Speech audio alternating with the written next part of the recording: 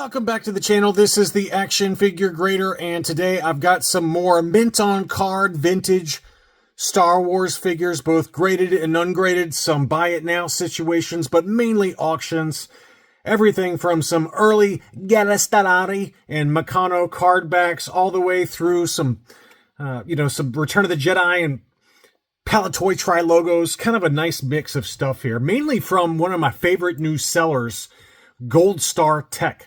This guy has been listing a ton of stuff at auction, and they're all over the map. I mean, whoever's collection this was, maybe it was his, I don't know, or hers. They have got just an endless supply of stuff that they are listing at auction. So the first one is a 20 back B Stormtrooper, obviously yellowed blister, which is kind of a negative. Not graded, just included a sliding acrylic case. It was unpunched. A little bit of wear in the upper right-hand corner. Probably an overall yellowed 75, maybe a low 80 if you're lucky. But I think because of the creases in the corners, probably overall an 80 grade. Excuse me, a 75 grade. My throat is really dry again. I'm sorry. $585 was the final sales price. 33 bids on that one for a 20 back B Stormtrooper yellowed blister. I mean, it's not something I'd pay. I wouldn't pay that price, but you think about what a clear blister high grade example would go for. It's probably, I would think, north of $1,000 pretty easily. So is the price fair? Probably. It's just not a price that I'd be willing to pay, but I get it. I get it if you're into those early card backs, especially for first 12 figures. Here was a really good deal. This was an awesome deal. This was an archival case 21 back C Power Droid from the same seller, AFA 85. It was punched, unfortunately, but it's a beautiful crystal clear blister. 85, 80, 85 were the sub scores.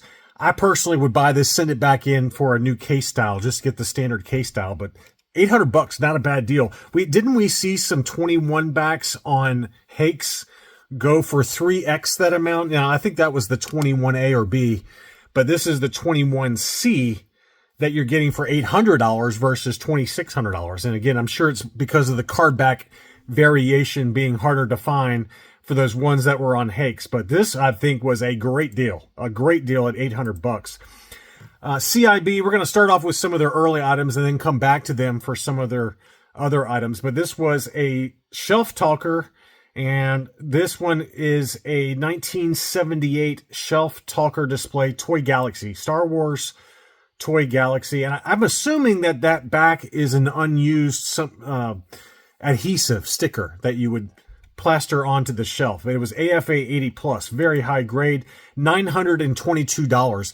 Shelf talkers, depending on which line of toys, they can be really expensive like this one, or you can get some others that are pretty common, like the ESB shelf talker that you see a lot that's a little bit less expensive. I haven't really seen that many Return of the Jedi shelf talkers. I've seen the dangling store displays with Bib Fortuna and Ewoks and things like that, but I don't remember any shelf talkers to my knowledge. I'm sure they exist, but I just don't remember off the top of my head. But anyway, that one sold for $922, and then they had the Darth Vader's TIE Fighter. This is kind of the second iteration without the long play logo. It was graded AFA 75, mint in seal box. That one sold for big money, $1902 in an auction. But again, this is an early version. This is not the collector series version. So 1979 Darth Vader TIE Fighter, $1,902 for an AFA 75.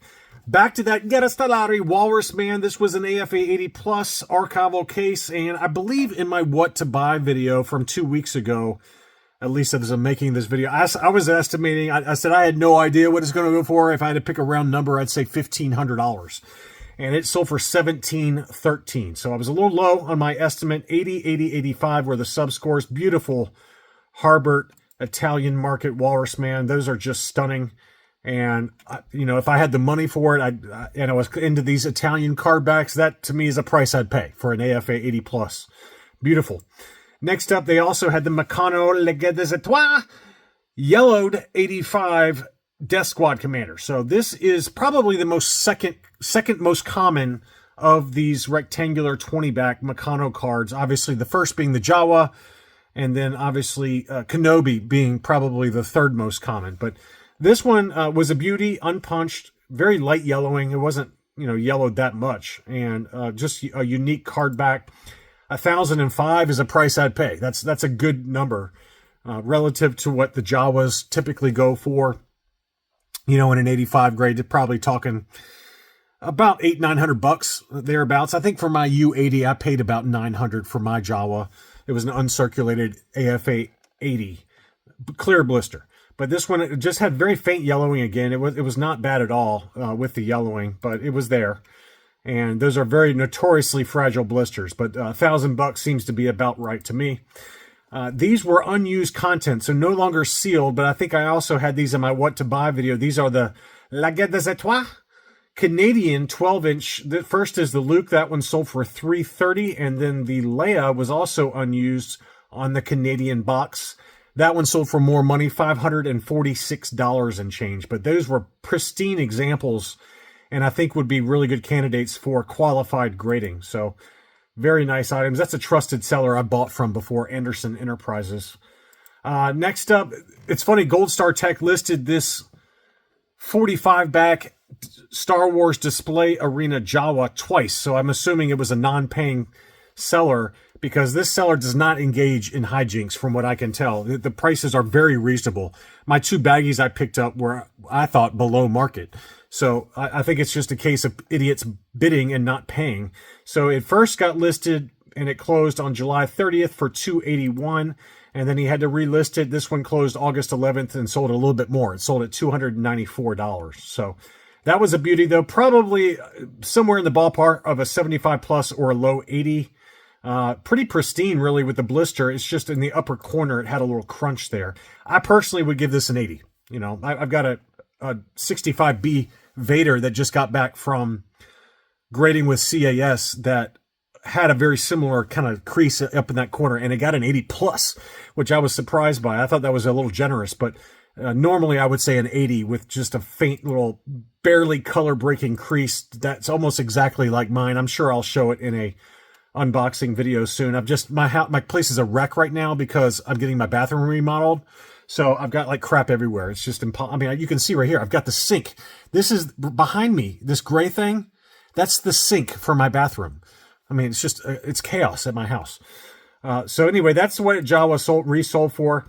Back to CIB. Here is that offerless 48A Luke Skywalker that we talked about.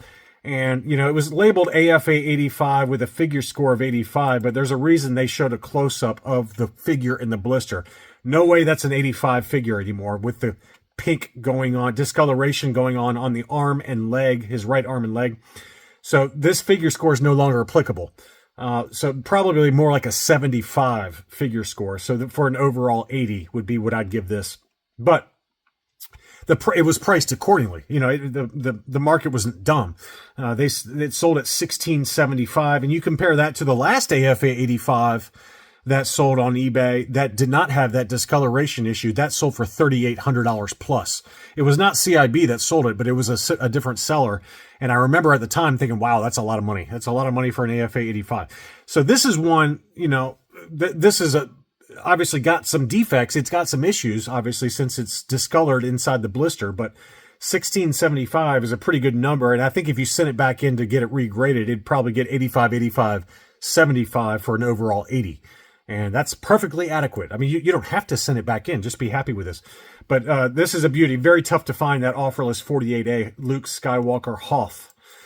They also had the Dagobah Action playset. This was a 75 plus and sold for $1,000. So a couple of years ago, this would be more like $650 or $700. But inflation does tend to eat into our wallets, and this is a good case of that, where a 75 plus has gone up a little bit. Now, this one also had the Jedi training backpack variation box, so that could have played a role as well. If you looked at the population report on AFA, they're going to have separate population reports depending on, I assume anyway, that they'd have different population reports since it's got training backpack printed on the label there. So I bet that there's quite a number less on the population report that have this Jedi training backpack versus the regular. And so it's going to skew a little bit more rare, just based on the number that have been submitted to AFA. Hoth World Action playset from the Micro Collection, just an awesome box there. I love that display. That one sold for $305. That was a qualified 80, so it was no longer factory sealed. And then they had a 3-pack of Ewoks with Wicket, Tebow, and Paplu that sold for $913. It was an AFA 90. There's the back that's got that prototype Bib Fortuna burgundy cape. This is not, the correct cape that it came with, nor for Squid Head. But I find it interesting that we got Sensor Scope and Luke Hoth in here, along with these ERG and all these other Return of the Jedi characters. But $913 seems a little steep to me. That's a little more than I'd spend just to look at a white box all day long. But it was an AFA 90, so I get it. General Maydeen, this was an auction that, this one looked pretty case fresh. Just absolutely stunning condition. Clear blister, unpunched, 65 back, B. And I think this one has a good chance at an 85 grade. That one sold for $260. That's a good deal. That's a price I'd pay in a heartbeat. Very good deal. Here was the alternate image Ben Kenobi AFA yellowed 80 on the 65 back C Emperor offer. Punched example, no price sticker. That one sold for $335. Pretty good deal. Just light yellowing to it, but I love that alternate image Ben Kenobi. Beautiful, beautiful card back there. And then back to Gold Star. I'm all over the place with my listings here, but back to Gold Star. He had this, or she had this 48 back C Revenge of the Jedi Stormtrooper. If this had been a clear blister, I guarantee you this price would have been double, if not 2.5 times. But it did have light yellowing. It did have a little crease by the hang tab there with some price stickers. I'm guessing this is a 75 plus. And I think it also looked like it had some issues with the stem. Right there, you can see a ding on the bottom of the stem. So probably a 75, maybe a 75 plus if you're lucky. But, this is a tough card back character combination. $293.88 was a good deal, I think, for that one. Here was that Canadian Return of the Jedi Jabba the Hutt playset, qualified 85 from CAS. This is obviously unused contents, but wow, what an awesome box. Great presentation there. $630 in an auction. That's a trusted seller and friend of the channel, 90s Records. You might want to check out his other listings or add him to your saved sellers list because he does get a lot of nice items in occasionally. Next up, we've got some Tri-Logos. First, this is one that a Patreon supporter bought from one of my Buy It Now alerts. This was a Palatoy Tri-Logo Vader with the etched edges on the blister. You can see that. I think it's got an outside chance at an 80 grade. It's either a 75 or an 80, but at $425 best offer accepted, that's a good deal relative to what they can go for. I thought that was a really good deal for somebody there. Next up was the Emperor. That one sold for $181. Not a particularly tough one to find on the Tri-Logo, but it is tough to find super mint, and this blister did have some crunch, kind of pushing in there, which it seems like every Emperor I see on the Tri-Logo, they have that indent on the front of it for whatever reason. But the rest of the blister was really nice. It was, again, the etched edges that you can see there. But $181 was a good deal. They also had Paplu. That one sold for $207, which I thought was a pretty decent deal. And then this was the Warwick that was unpunched and probably a decent chance at an 80 grade. And that one sold for $222. So that one went for a pretty good deal. It seems like Warwick's not that expensive on the Tri-Logo. I probably overpaid for my AFA 80, but this one did not have any torso discoloration, which was nice. That's something to look out for on Warwick as well as Lumat. But very nice example there. $222.50 was the final winning bid on that one. Thank you, as always, for watching. Please leave me a like if you enjoyed this video. Thanks again, and I'll be back soon.